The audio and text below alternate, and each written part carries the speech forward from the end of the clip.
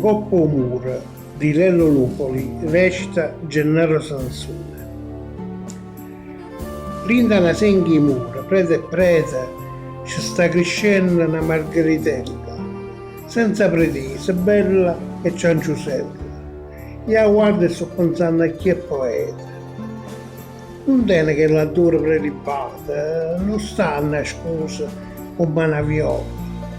Nessuno l'ha piantata, è nata sola, coppa sto muro vecchio e sfravolato.